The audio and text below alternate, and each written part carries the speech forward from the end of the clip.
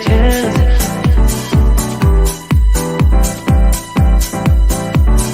Telling me to dance, taking a chance.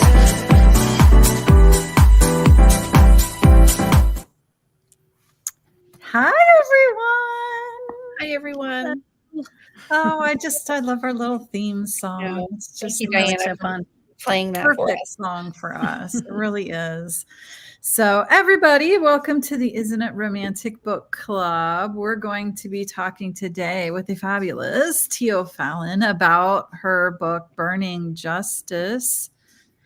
And I gotta say, I was so in love with Jaws. Like, I was too. I mean, Jaws. Like, I've never Jaws. I just totally love Jaws. Like, he just like made me Who's your favorite character? Yes, I know. I just loved him so much. And if you don't know who Jaws is, you guys are gonna have to read it or stay tuned and we'll tell you who Jaws is. So anyway, we're all happy that you're here. Today we're beaming into the Isn't It Romantic Book Club, where we're beaming into YouTube, into My Dangerously Dark Darlings, and Jennie's Page Turners. So welcome everybody. If you are watching live, I know this sounds really weird, but when you leave a comment, put your name at the end of the comment. You're commenting on Facebook, but we're watching on StreamYard, and the two don't mesh well, and so it won't tell us your name. It'll just say Facebook user. So then if you don't put your name in, we can't see your name. So like if you do leave a comment, just type your name at the end of the comment, just so we can see who you are. So I'm Abbie Roads. I write dark romantic thrillers, and I forgot to bring books with me. I tell people my books are like an episode of Criminal Minds meets a love story with a twist. I have 5 books out right now, so they're all out there if you want to go get them, if you like Criminal Minds with a love story. Do I have? Oh, wait, Ashley. Oh, there's one of them, Capturing Fate. Yes. Perfect. There you are. Thank you, Sharon. You're welcome. I have all of your all's books. As you guys can't see it, but T was like on and backstage. T is showing Never Let Me Fall. But you all can't see it, only us. Hold that thought. Go ahead, Diane. Okay. Sorry, guys. I was a little distracted trying to do things if you heard me messing with stuff there. My name is Diana Muñoz Stewart. I write romantic suspense for the strong of heart. My my series is out. Hidden Justice, Reckless Grace, Daring Honor. That's all Spy Masters Guild series. And my next release is It's All in the Hips. It's coming out April 30th. I can't wait. And it's a fun little second chance romance that takes place during a reality show fitness competition. So that's a fun one. That was a fun one to write. Love the cover. Can't wait to read it. Oh, thanks. My name is Sharon Wray, and I write the Deadly Force romantic suspense series. Here's just a couple of the books, but I also write Motorcycle Club romance, and my next Motorcycle Club story is in this massive anthology that can be thrown. Love those. What's the title? I can't see the top of it. Something Desires. Can you see it now? Wildest Desires. Wildest Desires. Mm-hmm. Anyways, I write romantic suspense and Motorcycle Club romance, and then sweet and sexy contemporary romance. And I'll pass it to Jennie. Hi, everybody. I'm Jennie Marts. I write small town stories with humor and heart. I write everything from cowboys to cozy mysteries, and I have my my Page Turners cozy mysteries. I have my new Kill or Be Killed that's coming out this summer. And if you haven't read the first one, Take the Honey and Run, the ebook is on sale right now for $1.99 this month. So get in a little plug for my sale for this book. If you like cowboys and your mysteries, or just cowboys in general, I also write a horse. And we do. Yeah, we do. We all do. And my newest series is the Lassiter Ranch series, and Save the Date for a Cowboy just came out. This book was in an anthology with Sharon in the Wedding Tales anthology, but I just put it out itself, and it has a little tiny baby book. So it's just a fun novella. Love at First Cowboy is the next one. And the newest book in the series is coming out which I'll show the cover for that. Ooh, that's pretty. Love this cover so much. And it comes out April 9th. Wow. That's great. That's exciting. Love those colors. I do too. I I was love it. super excited about those colors. So anyway, speaking of fun reads, let's get to the woman of the hour. It's my job to introduce you to T. O'Fallon. So T is the author of the Federal Canine, the Canine Special Ops, and the NYPD Blue and Gold series. She served as a federal agent and a police investigator for a 28-year law enforcement career, which is massively impressive. Yeah. Can't wait to talk to her about that. But that gives her a hands-on experience that she combines with her love of romantic suspense and action-packed thrillers. When not writing, T enjoys cooking, gardening, chocolate. I love that chocolate is just an entire subject by itself. Something. I don't know for sure what this means, but I think it says lychee martinis, a certain kind of martini. She can tell us about that too. And kicking back with her Belgian sheepdogs, Loki and Kiri or Kyrie, which I'm sure we're going to get to talk about your dogs too, because we love talking about dogs. In the summer, T can be found anywhere there's a boat and calm water. So welcome, Aw. T. Welcome. Welcome, T. We're so happy you're here today. We're so glad to have you here. Thank you so much for the invitation. Thank you, Diana, Abbie, Sharon, and Jennie. Yeah, We're absolutely. happy to have you here. Tell us about Burning Justice. Tell our readers about this book. If we've all read it, but if they haven't read it yet, tell us about it, a little bit about it. And yeah. So Burning Justice is book 2 in my Canine Special Ops series. And this series takes place in Colorado. And the reason Colorado and not New York or New Jersey, where all my other books pretty much take place, is Liz Pelletier, the head of Entangled Publishing, said, T, can you write somewhere else besides New York or New Jersey just to shake things up a little bit? So I said, well, the only other place I've lived is Colorado. So this series takes place in Colorado. And the first book, Tough Justice, is about a DEA agent, but the book that we're primarily talking about, Burning Justice, is number 2 in the series, and that is an arson investigation book.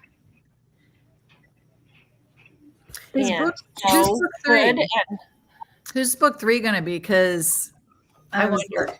I know. I was thinking the same yeah, thing. I think I know, but tell us. I think please. I do too. Tell us who book 3 is going to be. So book 3 is Ultimate Justice. And coincidentally, I just turned that into my editors like 3 days ago. So wow. as you all know, that's always such a great feeling, Yeah. even though you know it's going to come back to you 3 or 4 more times. So this story, that story is going to be about FBI Special Agent Evan McGarry, his canine shepherd Blue, and I was just thinking that it's almost a deeper story than the 2 predecessors of this series. I guess I don't want to give away any spoilers, but the topic is a little deeper. So there might be a little less of my snarky humor interjected here and there. There's no Jaws. I'm glad you brought up Jaws. So Jaws, Jaws is a fish, people. A goldfish. A goldfish. Jaws is a goldfish. Yeah, I mean, you got to figure people who work in the field all the time and they're constantly in their cars. It's very difficult to have a dog at home unless you're a canine cop, right? Because you're working with your partner all the time. But let's say you're on the road all the time, like the heroine of Burning Justice, Gemma Scott. She's an insurance investigator for the National Crime Insurance Bureau. And she would love to have had a dog, loves dogs, but she's never at home to take care of one. But she wants somebody to take care of. So she has a goldfish. And it's very easy for her to just, pick up the jar and walk it over to her neighbors if she's got to be gone for a few days. And I don't remember exactly how Jaws came into being. It was one of those things that just popped into my head on the fly. I'm a plotter, so when I start writing, I've got my outline can easily be 50, 75 pages, and I've usually got everything outlined ad nauseum, but at the same time, occasionally something pops into my head and I just got to go with it. And Jaws was one of those things. Nice. Well, and I was driving down the highway on the way home from an appointment and was listening to I did the audiobook of this. And so I was listening to it, and then the part where he sees that her tattoo and then of the goldfish, it has teeth. You know, that was like the best little. Yeah, and that also was one of those things that just popped into my head on the fly, and then it all just kind of made sense. Yeah. So is this I've never heard of the National Crime Insurance and Unit thing. Yes. Is that a real thing?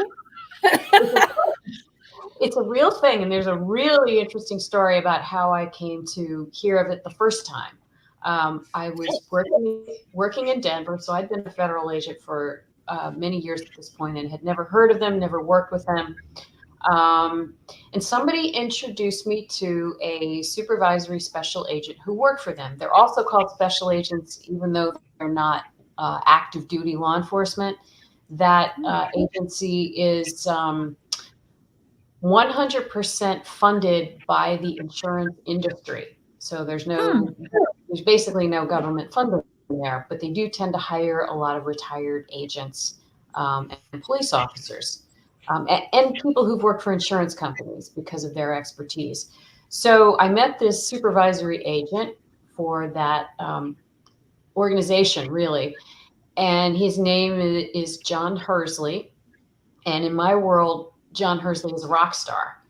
The two biggest investigations we've pretty much had in our country's history that didn't involve a president getting shot, let's say, were the World Trade Center bombings, both of them, and the Oklahoma City bombing investigation. So John Hersley used to be an FBI agent, one of 4 brothers who are FBI agents. Oh, wow. And he lived in Oklahoma. And when the bombing happened, he was assigned as the case agent for that investigation. So he and his family spent a lot of time in Denver during the trial, and they wound up relocating there. So I met John while I was there, and I brainstormed with him for several hours over the phone one day about the plot for Burning Justice. And Wow. How neat. You know these people. it helps. It really helps. And I had an idea of how I wanted this plot to go, and I ran it by him, and he said, we could make this work. He said, you could do this and you could do that. So we hashed out some details. He had some other ideas, and some of them are in the book. And Jennie, he's agreed to help moderate my workshop with me at Readers Take Denver. It's called Detective Day, where we put on an actual crime. We're going to have like dead bodies, and people get 5 or 10 minutes to look at the crime scene and make some notes. And then we bring in witnesses and suspects, and the audience gets to pepper them with questions. So John is one of the few people who's going to help me at this workshop. Wow. Nice. I'm hoping to be able to do that. If any of our readers, I'm sorry. yeah, go ahead. So the NICB, they actually exist. They have access to insurance information, data, and databases that law enforcement doesn't have direct access to. And the insurance industry utilizes them to investigate potential fraud. So they have various agents, and they'll look into it. And if they feel there's a real criminal case there, the NICB agents will act as liaisons between the insurance industry and law enforcement, whether it's the ATF or local police or the prosecutor's office. So that's what my heroine, Gemma Scott, is. So she winds up liaisoning with an ATF. Yes, she did. And this book is hot, not just for the fire part of it. Not just the arson parts. I loved her toenails. I loved her pedicure. I loved her pedicure too. There are a lot of fun things I put in there. My first house was in the western part of New Jersey, and it was an old 120-year-old colonial, and it was in good shape, but there's always something to be done on a house that old. So I wound up with a lot of like home renovation skills from living there for 17 years.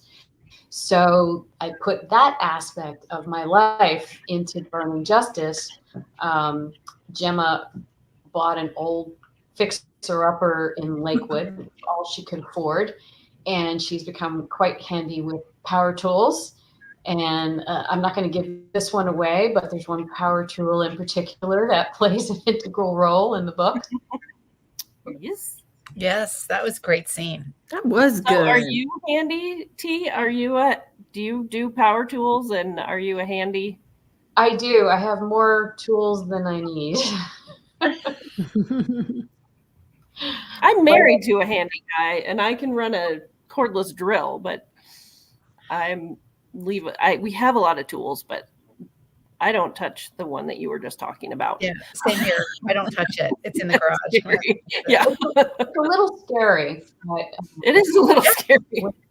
Yeah, it is. There's a lot of force behind it. Like it's not yeah. a tool I to had use. an ex who always said the right tool for the right job. And he was right. Right. If you don't have the right tool, that job that should take you 10 minutes is going to take you 2 hours. And then you're going to still wind up going to Home Depot or whatever to go get that tool. So you might as well just get it to begin with, invest the money, and be ready. Mm-hmm. Definitely. T. So, Go ahead, Diana. so as a plotter, do you need certain tools with you when you start to write? Do you have like a certain outline or things that you need to have when you start writing? Coffee. I don't use a software, if that's part of what you're asking. I just do a scene by scene outline, and there's at least a paragraph, sometimes more, for each scene. And I just kind of summarize what I need to happen in that scene, what I need to show, what kind of conversation. I just need to get the general gist in there. But it's a work in progress. It can change as I move forward, and it very often does. How many books have you written, T? Ultimate Justice is Lucky 13. Oh, Wow. That's wonderful. Congratulations. Are you gonna And- are you sticking with this genre, or do you have any inclination to move into other genres? Yeah, so I may start a thriller series, and it would be sort of like not a romance, not a romantic suspense.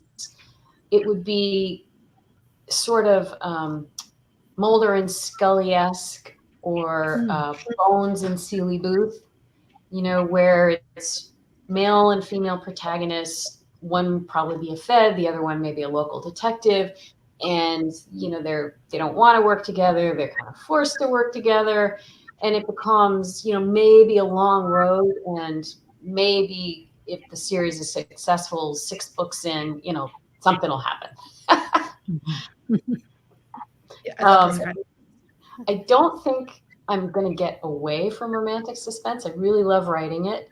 As a matter of fact, currently I'm rereading through a manuscript that is not published. It won an award just for, when you submit the first chapter of a book when you're unpublished. And it won a nice award, but this is back in 2008. And I did finish it. And I think it's really good. It has a lot of humor in it, even though it's a serious story. So I'm really excited about that. I'm not sure what I'm going to do with it, whether I'll self-pub it. Is it a or- standalone? No, it's also going to be the first in a series. Okay. So what else? I have an idea for sports romantic suspense. Ooh. Yeah, I don't know that I've really seen too many of those. There's a lot of sports rom-com around, you know. Mm-hmm. We love those. But I I've got seen this a cool lot of sports, and New Adult has a lot of sports now, but they're not. Are they comedies? Well, they're more dark romance. You know what I mean? Like darker themes, but they're not romantic suspense. I mean, they're more like darker contemporaries.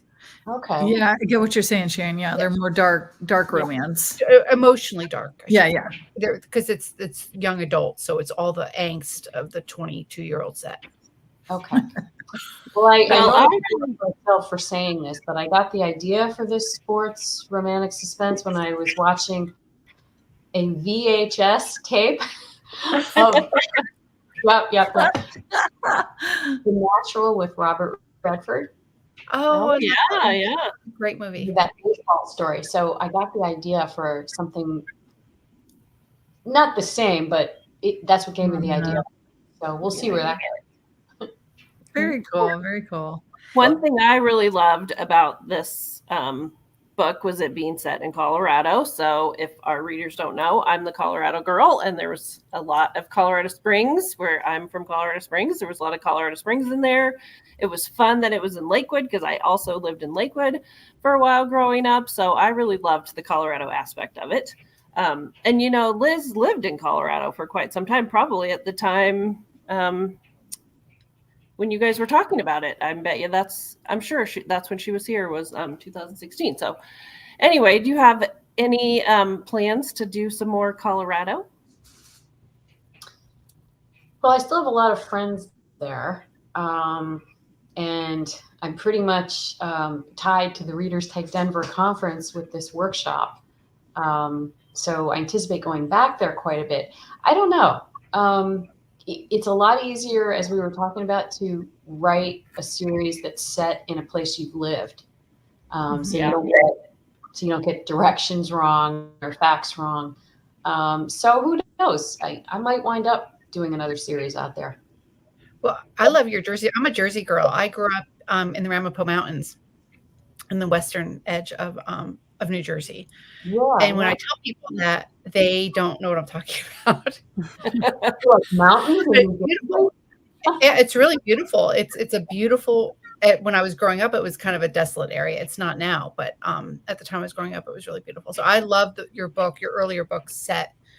You know, just because my family is from New York, so that whole area I'm very, very familiar with, and I love books set in that area. And not that, I mean, unless it's downtown Manhattan, not that many books are set in the tri-state area.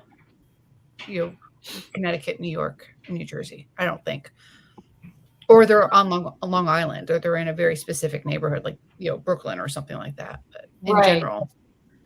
Well, I think you're right. When most people think of New Jersey, they think of, industry and pollution and Superfund sites and the Garden State Parkway.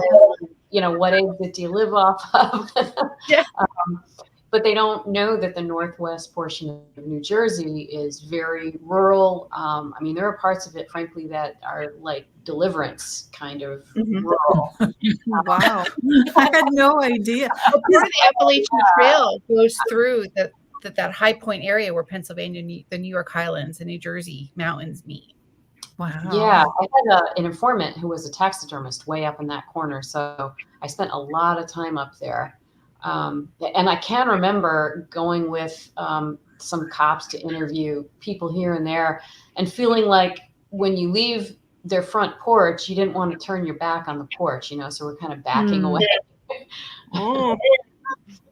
So tell us about this, kind of your professional history of, so were you a police officer and an FBI agent, or?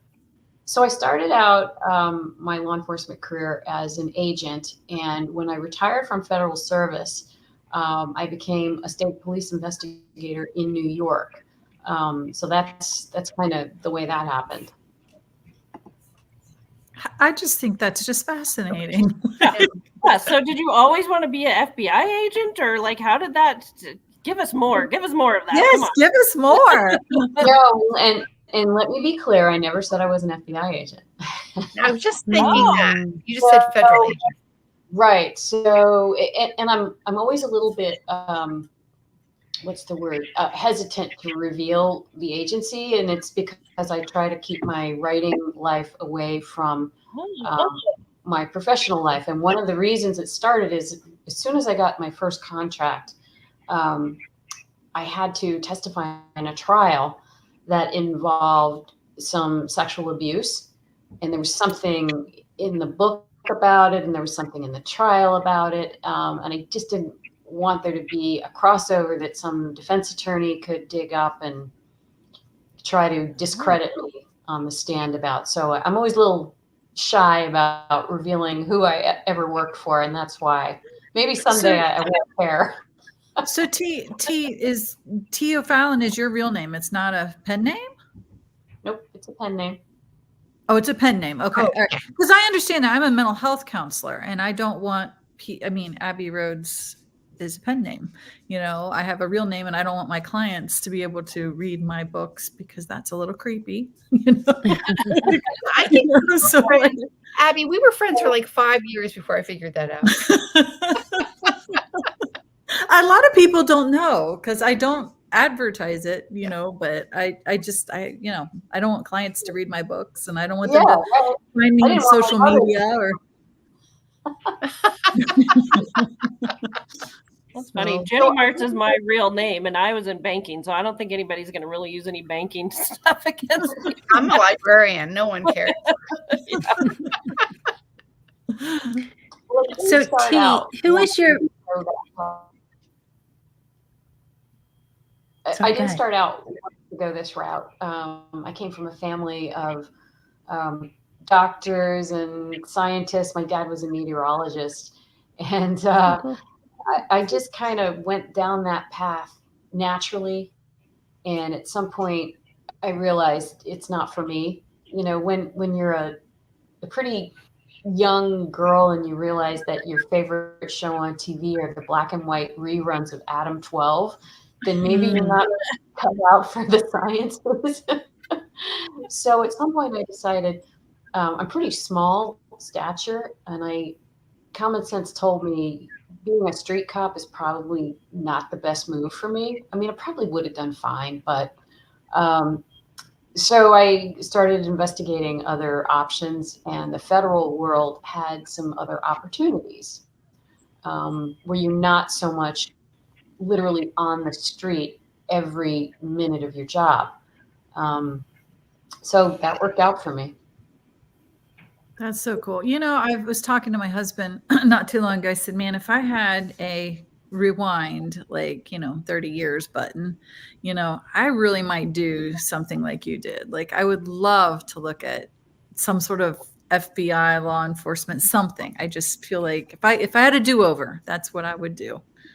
So and if I just think I would have been a canine cop. I never crossed my mind that I could do that, even in the federal world. Biggest mistake of my career. To be a what? A canine cop. Or canine cop. See, yeah. I would have been a psychotherapist. Really, Sharon? Yeah. And I didn't become one because I had a school counselor when I was in 10th grade who told me I was not smart enough and I would never get into the program. And so it never occurred to me and it was a woman. It never occurred to me not to believe her. Oh. Shame on her. Yeah. And it was like I was senior in college and I was taking statistics and I was doing really well. And I remember the teacher saying, "How come you're not a math major?" I'm like, "Oh, because I'm not smart enough." Oh gosh. And she was like, "What are you talking about?" And it had never occurred to me to change that programming or to question. Even though you were a math major? What? No, I wasn't a math major. She said, "Why aren't you a math?" Because I was really good at it. And I had avoided taking math in college, but it gets to a point where you got to take those courses, right? Mm-hmm. And I was getting straight A's. And she said, "What's going on?" I told her. And she said, "Why did you listen to her?" I said, "Because she was a woman in authority, and I trusted her." You know, Yeah. I had the same thing happen. I had a teacher, because I always wanted to be a writer, and a teacher told I had struggled with grammar, and she said, "If you can't be a writer, if you can't do grammar," and I was like, "Okay, guess I can't be a writer. I'll be a counselor instead." You know, and like I'm like, well, you, Sharon, totally just didn't even question it. Just Yeah, it's fascinating how, much power these people have in our lives. And I think that's one of the benefits about writing is that we take out those boundaries and we're kind of introducing people to a world where, they can be anything they want to be and kind of, breaking down those walls. And surely, T, you know that, your characters are so vibrant. Do you have a favorite hero or heroine that you've written? That's a hard one. I'm sorry. Yeah. So I have to say, one of my favorite heroines is in this book this manuscript that's not published right now. She is one of my favorites. So her name is Gina, and I really hope this book goes somewhere. I just love her. Just her wit. Exciting. Looking forward to it. I just think it's a really fun book. And as I mean, you all know what it's like when you're reviewing your own work and before you send it to your editor. And sometimes you're thinking, okay, this is pretty good. I like this. But then there are other times you're like, oh my God, this sucks. My prose is awful. It's just not really interesting. So I'm reading this manuscript through and it's going so fast because there's a lot of dialogue. It's snappy. I love it. So she's my favorite heroine, ironically, in a book that's not out there yet. when's it coming? I don't know. It's Okay. I have to decide what to do with it. Whether to go with my existing publisher, try and pitch it to another publishing house, go indie. I have no idea. Okay. Favorite hero. Well, I say go indie because it's so fast and we want to get our hands on it right now. Selfishly, we just want to read it as quick as For possible. us. Yeah. Thanks. So ironically, in this series of this unpublished series, the second book was the first book I ever wrote, and it was never published. So this book now would become book 2 of this series. So that was the first thing I ever started writing. So that book probably needs a little more work. My favorite hero. Like you said, it's hard to pick one. I like Marcus in Serve and Protect. And I think one reason is that book, the couple, the hero and the heroine, they have kind of a snappy banter in that book. And I love writing that kind That's of always fun. Yeah, it's hard to put a lot of that in a suspense novel, though, because I've had an editor who once said, T, this scene is really funny, but it's too funny for a suspense book. So tone it down a little bit. So T, who do you read? Like, who are your like auto buy? They have a book coming out. I'm gonna buy it no matter what. Like, who's that for you? So right now I'm kind of hooked on Karen Slaughter, and she's great. She writes when Liz Pelletier approached me about a thriller series, she said, think Karen Slaughter. So I started reading her books just to get the vibe and see what Liz was talking about. So now I think I've read at least 3 of her books, and I'm looking on my bookshelf. Some of these are old. Linda Howard. I do have some Nora Roberts. I love Julianne Walker. Karen So do Rose. we. Harlan Coben. I've read a couple of his books. Yeah. So I'm kind of They're all making over the place.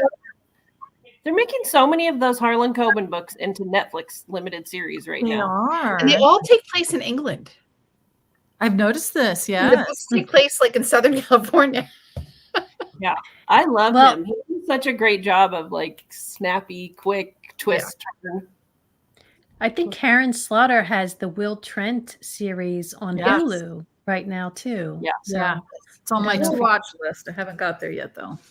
When I haven't watched it, when I see little scenes from an upcoming episode, that actor is not at all what I imagine Will Trent to be. So it's a little bit, yeah. I mean, physically, He wins you over. Yeah, He I've wins you watched over. 2 episodes and I felt this. I would like the show, but it was too much. There's a disconnect between the show and the books yeah. in a lot of ways. And I'm enjoying the show on its own, but I kind of wish I didn't know it was part of the book series. You know what I mean? Because I keep expecting. So Sharon, are you saying if you'd never read the books, then you probably would enjoy the show more? Yes. Okay. Because I keep waiting for book stuff to happen. in the show. Yeah. You know what I mean? Like, Oh, I do. I get it. Yes. So have any of you watched the Amazon Prime series Reacher? yes. Yeah. Yes. So And read the book. I love that series. I've never seen the movies with Tom Cruise, and I know when Oh, I those like movies that too. came out, I a like lot that of too. people didn't Tom like him in the movies because they said he physically was not Reacher for them. So most people prefer, I forget, Alan Richson in the Amazon Prime series. I think that's true. Yeah. Yeah, he's humongous. Yeah. And in the books, he's humongous, right? Like he's I think so. Very- Yeah. So I have to say, I mean, come on, this guy, you know, he has this whole thing about how he doesn't have any clothes and he just picks up. This dude is huge, and yet he can just walk into a convenience store and find pants that are long enough, a shirt that fits that massive muscular body. And is he not changing his underwear every day? Like, what is happening with this guy? Why does These are practical issues, aren't they? I don't know why they have to make him like a vagabond. yeah. And have a have a backpack. Have 2 or 3 changes of clothes that you can be like laundering. When are you laundering this one outfit that you just throw in the trash 3 days later and buy something from a convenience store? Do you know it's funny though when you talk about stuff like that, because I wonder about things like that when I'm writing. I'm like, you know, my character never went to the bathroom the whole book. Like, you know, like I'm sure they had to pee somewhere in there, you know, like just that part's implied. Oh, Peeing is closed door. It's closed door peeing. However, the dogs urinate on the pages. I definitely have canines. They needing- did. Yes, Yeah. Blaze did. He went quite a bit. That is true. So tell us about your dogs, T. So I have 2 Belgian sheepdogs. One of them is on the cover of, what book is that? Honor and Duty. And they are the Belgian group is comprised of the Belgian Malinois that everybody knows because that's the cop dog, the military dog, the dog that, you know, was in on the Osama bin Laden raid. I think the dog that helped capture that escaped murderer in outside Philly was probably a Malinois. Then there's the Belgian Travern, which is like a black and tan, long-haired Malinois. But the temperament is not as intense. And then in temperament, the Malinois is like way up here. The Travern is here. And then the Belgian Sheepdog, which is the black one with the long hair. That's what I have. They're even more easygoing, fun-loving, but they're still super athletic, super smart. And they want to be in my lap at all times. I have never heard of these dogs at all. And I've never heard of the dog in your book. So what made you choose to use that dog? Yeah. Okay. So you're talking about the Chesapeake Bay Retriever, right? Yeah, I've never heard of that either. So that's kind of a sweet story and kind of a sad story. And if you read the dedication, that's what this is about. So my last partner when I worked for the state was a detective. And when I met him, I think he'd lost his golden retriever a couple years before, and he swore he would never get another dog because when he had to put that one down, it just killed him and his wife. So the next thing I know, they're buying a dog. So Chesapeake Bay Retriever, and I've met the dog. My dogs have met his dog. We socialized back and forth at our houses, so the dogs all became friends. And his dog was about 3 or 4 years old, and he came down with lymphoma. And they kept him going in a happy, healthy, relatively healthy life for a couple more years. But he ultimately succumbed. So that Burning Justice is dedicated to Custer, that Chesapeake Bay Retriever, partner and his wife. Part of the dedication is to Custer, and part of it is to Steve, Custer's dad, my best and last partner. Oh, nice. That's so sweet. It's so sweet. So how did you move from that kind of dynamic lifestyle of into writing? So I started writing when I was still working, active duty, and I couldn't put out a whole lot of books while working full time. And then I retired, and I was making a little more money from writing at that point. And then COVID kicked in while I was working for the state, and the job changed. And there was just a point in time where it was kind of it was decision-making time. What am I going to do? So the stars and planets aligned, and I took the leap to become a full-time writer. And the lifestyle is tough. I can't stand sitting at a desk all day. I never could at work. I would get up just to go make a copy of something because I can't stand sitting for that long. So that's hard on me, and it still is. It's a very isolated career. Even if you go to a cafe to work, it's good to have people around you, but you're still focused on your laptop. And there are times I still miss the chase. I admit it. Wow. Have you thought about getting like a treadmill desk? That way you can sort of be active and walking, or a standing desk. And I was going to say that. I have a friend of mine has one of those standing desks. I don't know about a treadmill desk for me. They're great. They really are. I go have never, really slow. Yeah. I've never love seen it. them. I'm afraid I would fall off. They're really slow, Jenny. Yeah, you go slow. You are not like doing no speed records on there, you know, but And like if they're not, yeah, because I have one. My husband got me a treadmill desk. Oh, it's probably been 10 years ago. It's just amazing. I just absolutely love it. Just you forget you're even walking, you know what I mean? And you're just writing, but your body's being active, and you sort of like forget you're even doing it, you know. I've got to look into that. I wonder how many. Yeah, it's really cool.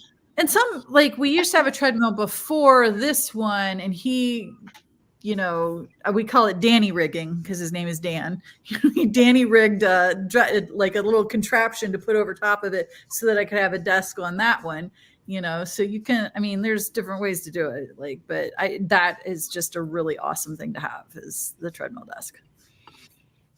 And I think the motors on the treadmill desk are different. Like, they're meant to run at much slower speeds than like a regular treadmill. You know, he got me one because he researched this, because our old treadmill was getting ready to go bad, and he wanted to have a treadmill. I wanted a treadmill desk, but he also wanted one he could run on. Oh. So it's still a desk, but it's a different kind that he can still run and do.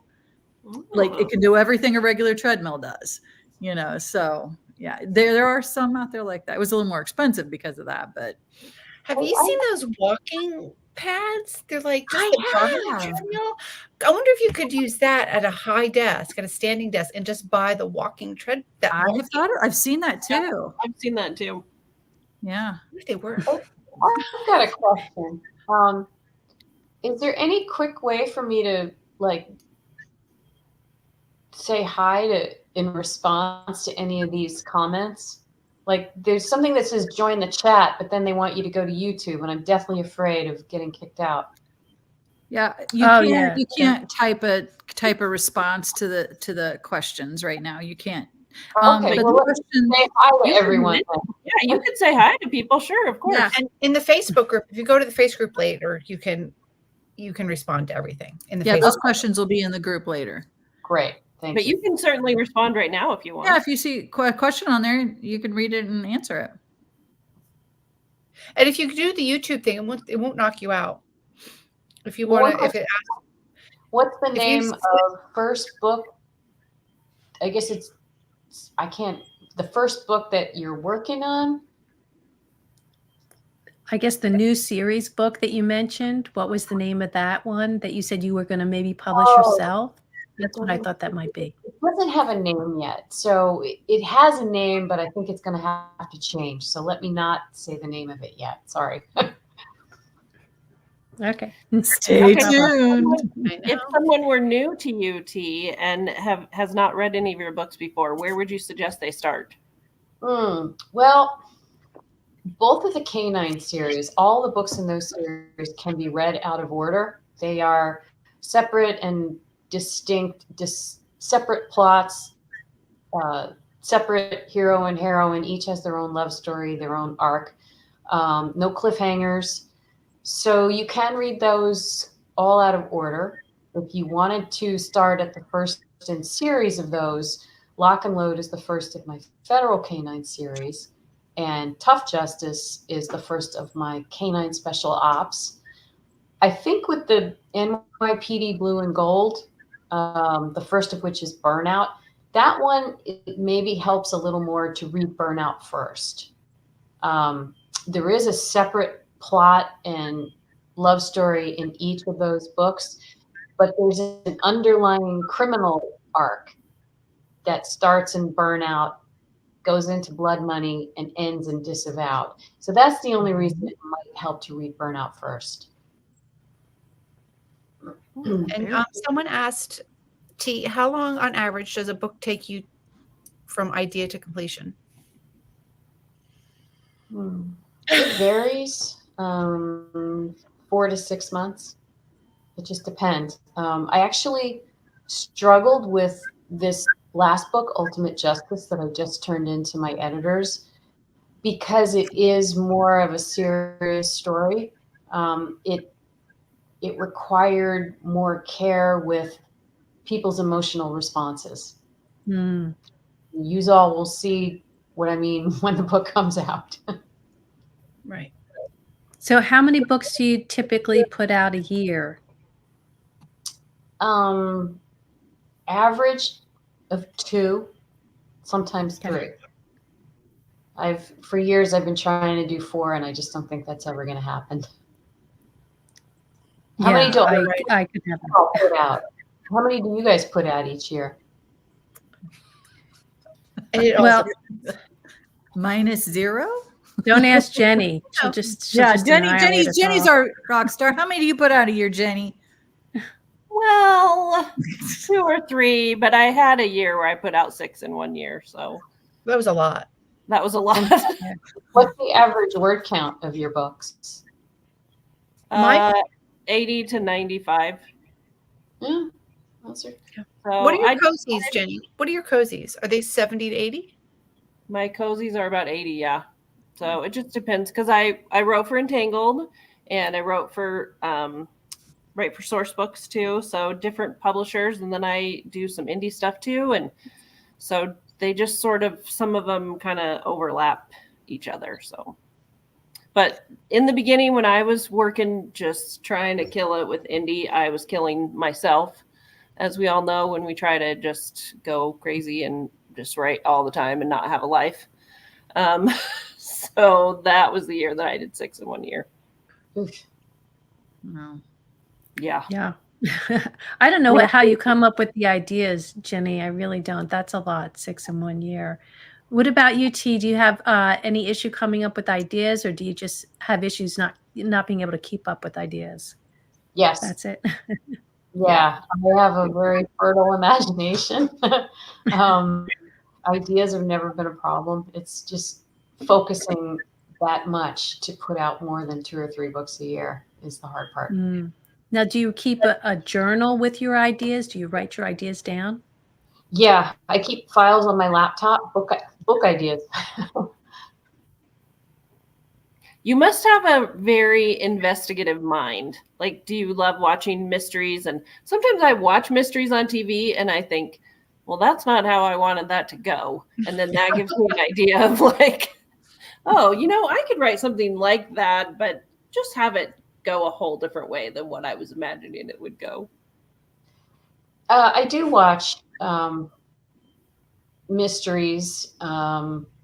What I don't watch that often are the true crime shows. And the reason I have seen them, and I do force myself to watch them because they can give you some good ideas.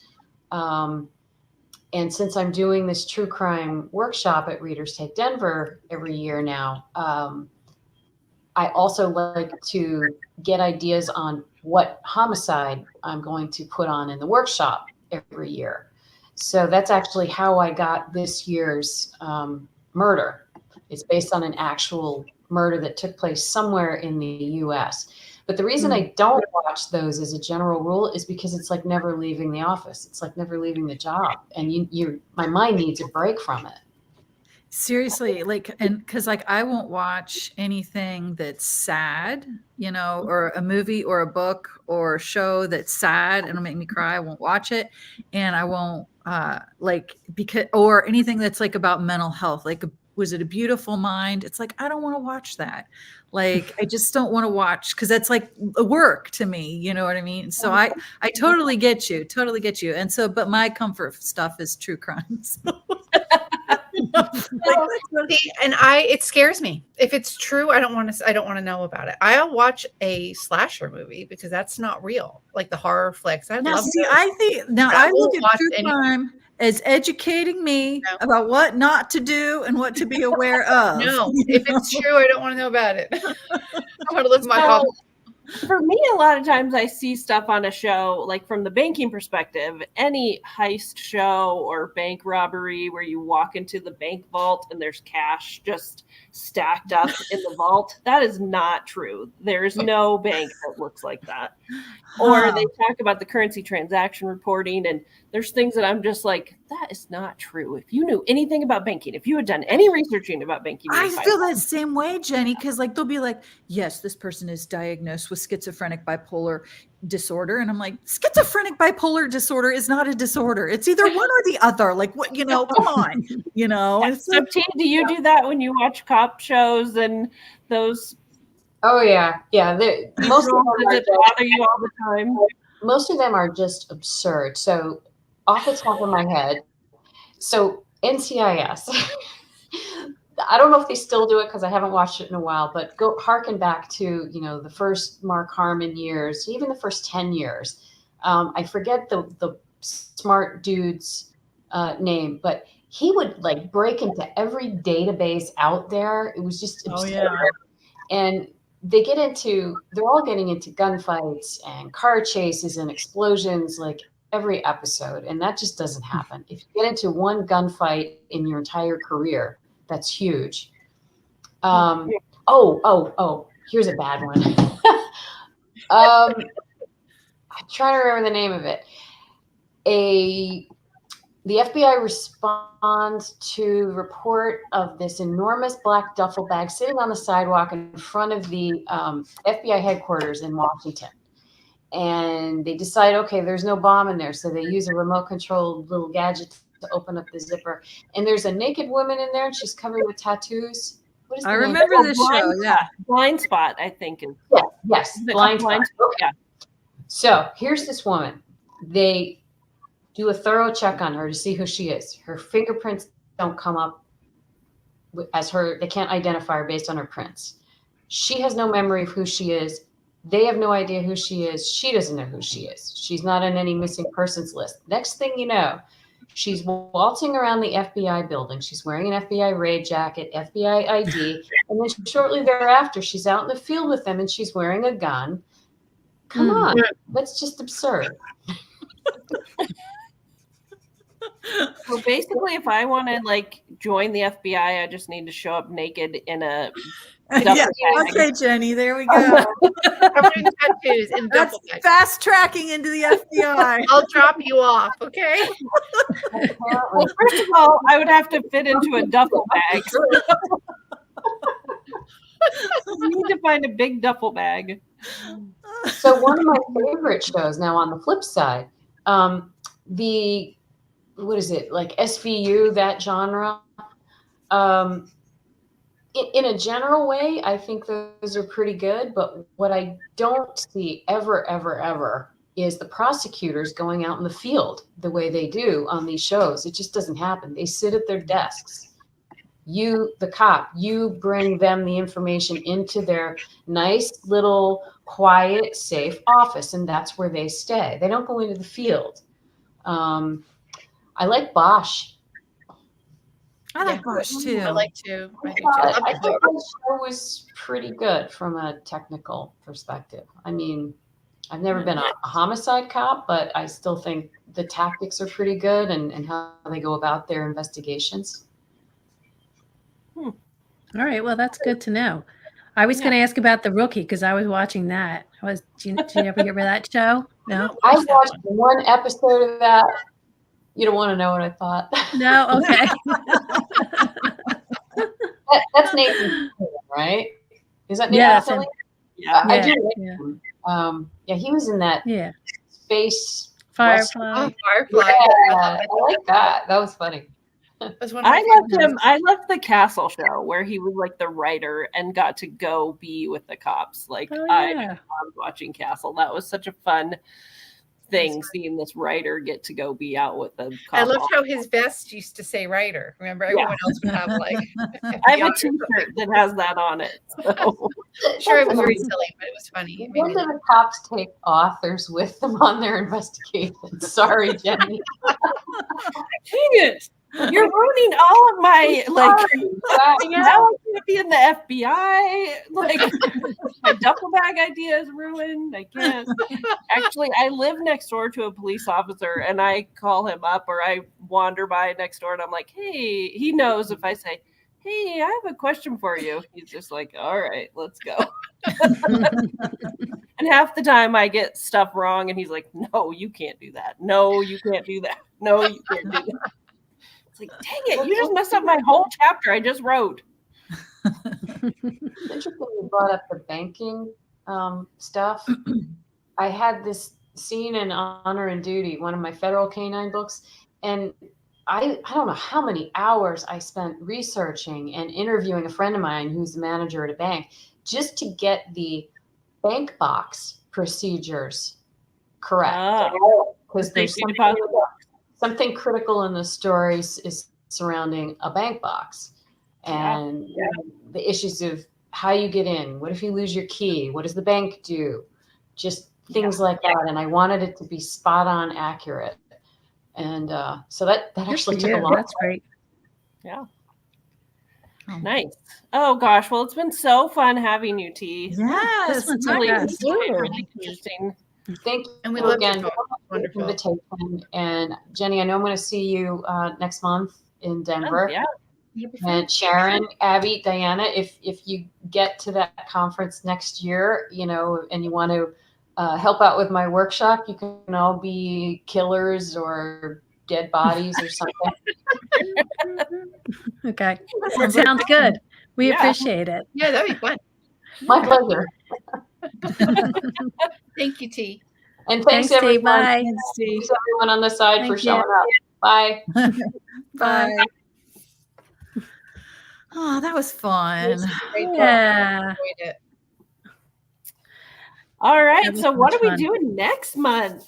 I feel like we're still in the same mindset of Next month we're doing one of my you know how much I love You love Lisa everybody. Reagan. So we're going to be doing Face Her Fear yay. next Oh, that's next great. So month. exciting. So excited. well, another Yes. mystery coming your way. Yeah. Oh, we cannot wait. This You is great. guys, I've already read this. Y'all are going to love it. So it's just Can't wait to talk to Lisa. And she's so much fun. We have a ball with her. Can't Yes. wait. That'd be great. That'd be a lot of fun. Yeah. All right, everyone. Alrighty. See you at the end Okay. of the month. Bye. Bye. Bye.